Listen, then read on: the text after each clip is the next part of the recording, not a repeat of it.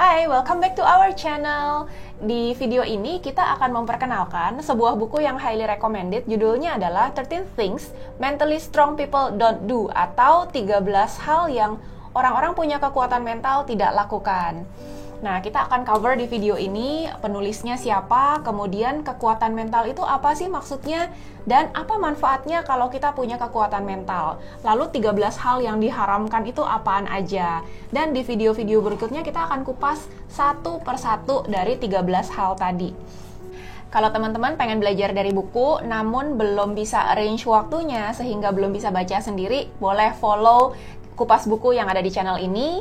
Ingat, subscribe dulu dan aktifkan loncengnya supaya tidak ada serial yang ketinggalan.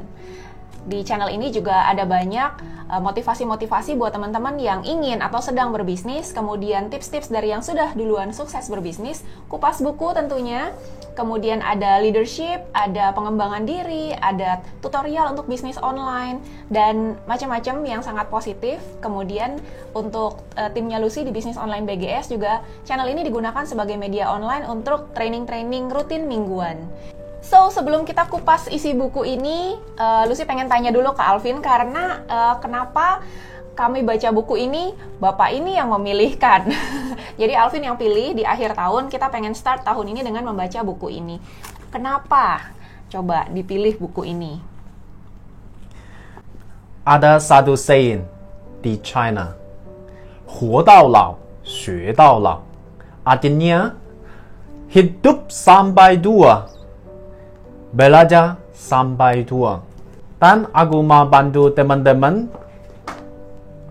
kamu juga sukses. Ya, situasi di sini sangat beda dari negara aku. Dan aku bisa rasa kalau mereka mau sukses, mereka masih kurang apa. Dan baca buku ini, mereka bisa dapat apa.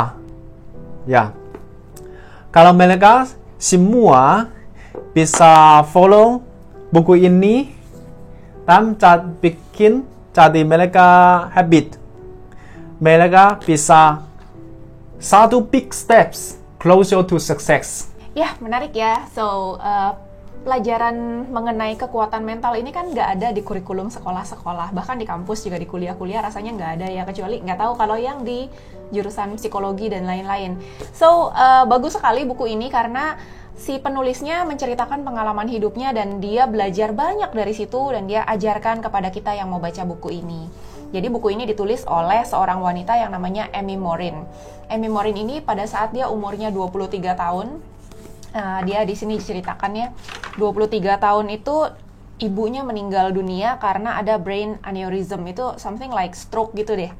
Nah, dia sendiri kerjanya itu adalah terapis, seorang terapis di sebuah mental health center. Jadi kayak ngasih terapi-terapi. Kalau dia sendiri sebegitu sedihnya, tentunya kan berat ya untuk menghibur atau memberikan terapi buat orang-orang. Jadi dia sempat struggling juga untuk recover dari kesedihannya karena ibunya meninggal saat dia masih muda, berumur 23. Kemudian sekitar 3 tahun dia belajar, jadi dengan berlalunya waktu dia juga improve terus untuk recover dari kesedihannya.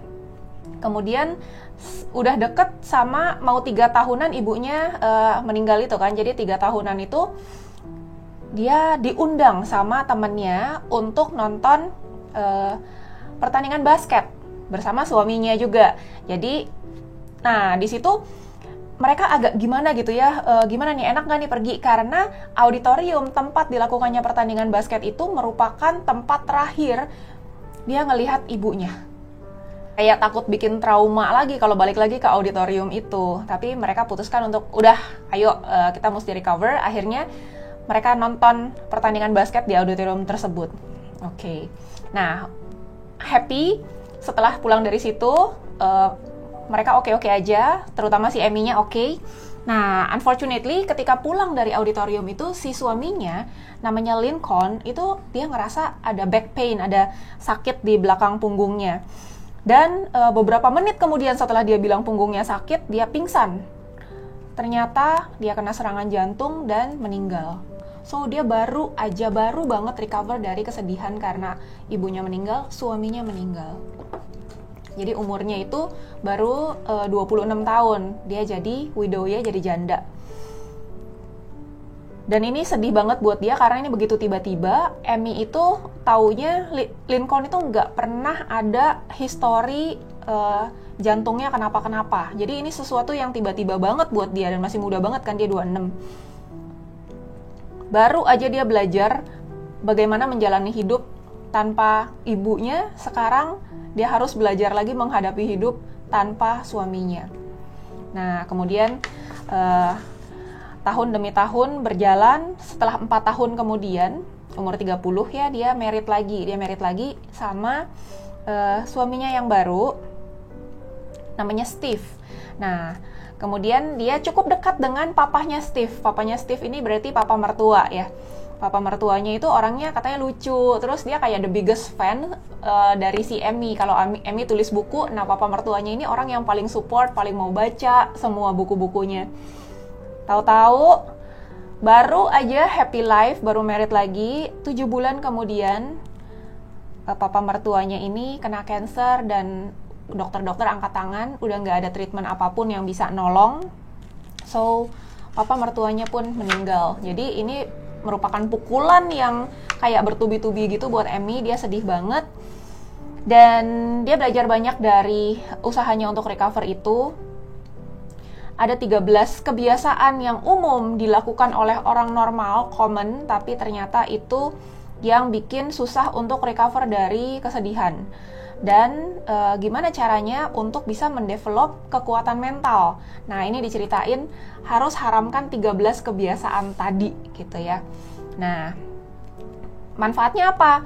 Manfaatnya adalah selain bisa lebih gampang untuk menghadapi masalah-masalah dalam kehidupan, masalah itu mau besar mau kecil, ternyata kita juga akan lebih mudah meraih potensi maksimal kita ketika kita merasa kita punya kekuatan mental. Jadi ini juga akan mendukung ke kesuksesan ternyata ya.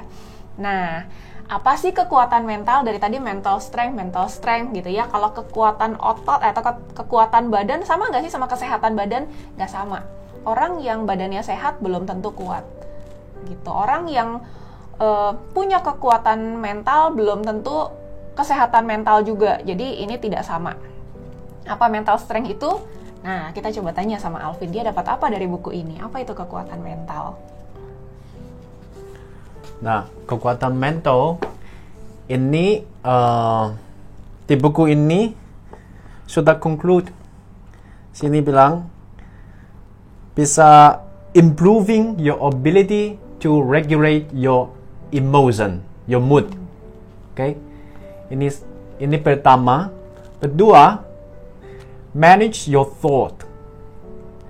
Then, behave in a positive manner despite your circumstance.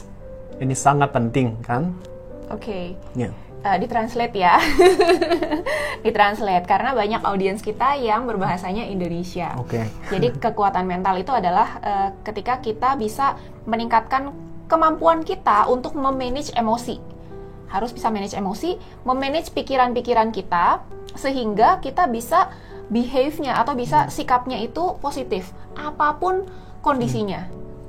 Nah, ini juga bukan berarti kita over positif atau over optimistic karena sebenarnya sesuatu yang kelebihan kayak over optimis ya sama aja sama over pessimistic. Jadi nggak yang dapat masalah terus ketawa-ketawa gimana gitu ya, nggak segitu juga. Jadi dia tuh lebih ke arah rasional.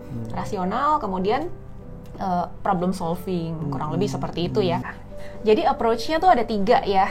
Kayak yang tadi definisi panjangnya, approach-nya itu dari pikiran. Jadi kita harus bisa mengidentifikasi atau mengenal pemikiran-pemikiran yang irasional atau yang tidak masuk akal. Lalu menggantinya. Jadi identifikasi dulu pemikiran yang nggak benar, yang nggak masuk akal, diganti dengan pemikiran-pemikiran yang lebih realistis. Yang kedua adalah sikap. Jadi behave atau bersikap dengan positif apapun circumstances-nya atau apapun kondisinya. Dan yang ketiga adalah emosi. Kontrol emosi kita sehingga kita tidak dikontrol oleh emosi. Menarik ya. Aku juga mau share tapi aku nggak bisa banyak bahasa Indonesia. Kalau mau dapat pikiran aku, lebih baik subscribe, leave comment di YouTube video ini. Aku bisa reply satu-satuan. Thank you. Nah, lalu apa manfaatnya kalau kita bisa mendevelop kekuatan mental? Jadi kalau kita punya mental yang kuat, kita akan lebih prepared atau lebih siap untuk untuk menghadapi masalah-masalah dalam kehidupan. Nah, di sini dikasih 3 poin. Pertama adalah increase resilience to stress. Jadi lebih tahan sama stres karena kita lebih diperlengkapi untuk menghadapi masalah-masalah dengan lebih efisien dan lebih efektif. Otomatis kalau kita bisa handle masalah, stress levelnya bisa turun. Kemudian yang kedua, improve life satisfaction atau kita punya hidup yang lebih puas, ada rasa kepuasan. Kita punya confidence atau rasa percaya diri juga akan naik. Dan yang ketiga adalah enhance performance. Karena kita akan dengan kekuatan mental ini akan lebih terbantu untuk mencapai potensi maksimal dari diri kita. Lalu bagaimana caranya kita bisa meningkatkan kekuatan mental kita? Seperti seorang atlet itu kan nggak mungkin mereka jadi expert dalam satu sports, dalam satu cabang olahraga hanya dengan membaca buku.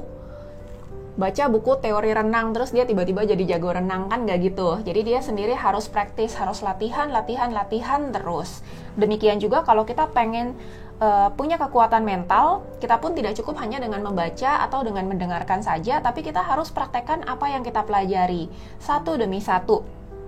13 chapter ini bukannya seperti checklist yang kita centang-centang, oh ini udah, ini belum, ini udah, ini belum, tapi lebih kayak ke kita grow atau kita meningkatkan levelnya dari yang tadinya kita praktekkan sekian persen, kita improve lagi, lalu kita berusaha untuk menjadi lebih baik lagi dibandingkan dengan hari-hari yang sebelumnya.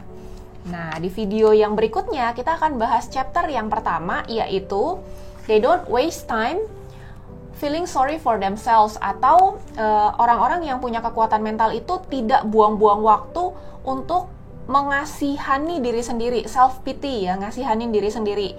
Nah, ini kita akan bahas secara lebih detail di Kupas Buku yang di video berikutnya. So, ingat subscribe dan aktifkan loncengnya supaya teman-teman langsung dapat notifikasi ketika kami mempublish video yang chapter pertama ini. See you in the next video. Bye! Bye-bye.